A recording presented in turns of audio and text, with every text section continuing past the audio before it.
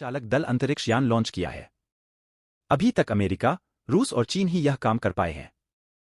प्रधानमंत्री नरेंद्र मोदी ने मंगलवार को विक्रम साराभाई अंतरिक्ष केंद्र का दौरा किया और मिशन गगनयान की तैयारियों की समीक्षा की। इस दौरान प्रधानमंत्री ने मिशन पर जाने वाले 4 यात्रियों को भी सम्मानित किया। इससे पहले अक्टूबर 2023 में अंतरिक्ष एजेंसी ने गगनयान के पहले test vehicle Abbott mission 1 TVD-1 को लॉन्च किया था। हाल के दिनों में चंद्रयान 3 की चंद्रमा की सतह पर सुरक्षित लैंडिंग और आदित्य L1 की लॉन्चिंग दुनिया भर में चर्चा का विषय रहे। अब इसरो की नज़र गगनयान मिशन पर है, जिसके तहत भारतीय अंतरिक्ष यात्रियों को अंतरिक्ष में ले जाया जाएगा। पहले जानते हैं कि गगनयान मिशन क्या है।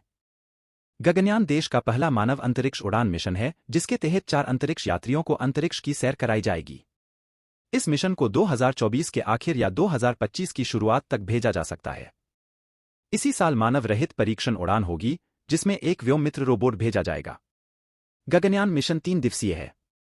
मिशन के लिए 400 किलोमीटर की पृथ्वी की निचली कक्षा पर मानव को अंतरिक्ष में भेजा जाएगा और फिर सुरक्षित पृथ्वी पर वापस लाया जाएगा। प्रधानमंत्री मोदी ने मंगलवार, 27 फरवरी को केरल के तिरुवनंतपुरम स्थित विक्रम साराभाई अंतरिक्ष केंद्र का दौरा किया। इस दौरान प्रधानमंत्री ने गगनयान मिशन की तैयारियों की समीक्षा की और मिशन पर जाने वाले 4 भारतीयों को सम्मानित किया। अंतरिक्ष में जाने वाले अंतरिक्ष यात्रियों में group captain Prashant Nair, group captain Ajit Krishnan, group captain Angad Pratap और विंग कमांडर शुभांशु शुक्ला शामिल हैं।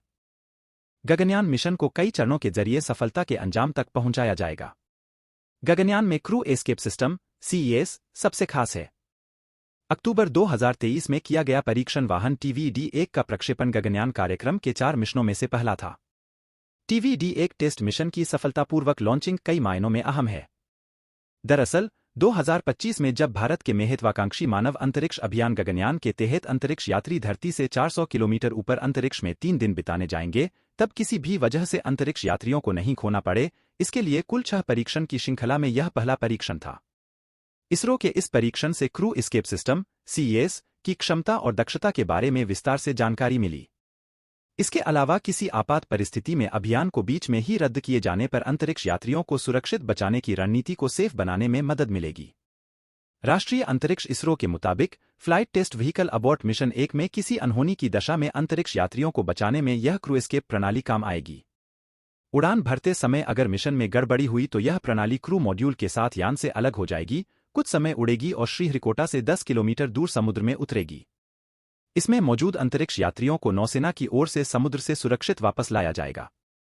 इसके बाद दूसरा परीक्षण वाहन TVD-2 मिशन और गगनयान LVM-3G1 का पहला मानव रहित मिशन होगा। परीक्षण वाहन मिशन TVD-3 और D4 की दूसरी श्रृंखला और रोबोटिक पेलोड के साथ LVM-3G2 मिशन की अगली योजना बनाई गई है। एजेंसी के मुताबिक चालक दल मिशन की योजना सफल परीक्षण वाहन के नतीजे और उन मिशनों के आधार पर बनाई गई है जिनमें कोई चालक दल नहीं है। गगनयान मिशन सफल होता है तो भारत उन देशों की एक खास सूची में शामिल हो जाएगा जिन्होंने खुद चालक दल अंतरिक्ष यान लॉन्च किया है। वर्तमान में ऐसा मुकाम हासिल करने वाले देश केवल अमेरिका, रूस और चीन ही हैं। इसरो के अध्यक्ष एस सोमनाथ ने एक बयान में कहा था कि गगनयान मिशन के लिए चुने गए अंतरिक्ष यात्री 2025 में उड़ान भरने का इंतजार कर रहे हैं। सोमनाथ ने कहा था, चंद्रयान 3 की चंद्रमा के दक्षिणी ध्रुव पर ऐतिहासिक लैंडिंग के बाद इसरो गगनयान मिशन को संभव बनाने के लिए प्रौद्योगिकी विकसित करने के लिए दिन रात काम कर रहा है। अंतरिक्ष यात्रियों को सुरक्षित वापस लाना इस मिशन का बेहद महत्वपूर्ण पहलू है। इसे संभव बनाने के लिए हमें बहुत सारी तकनीक विकसित करने की जरूरत है और हम इसे संभव बनाने के लिए दिन रात काम कर रहे हैं।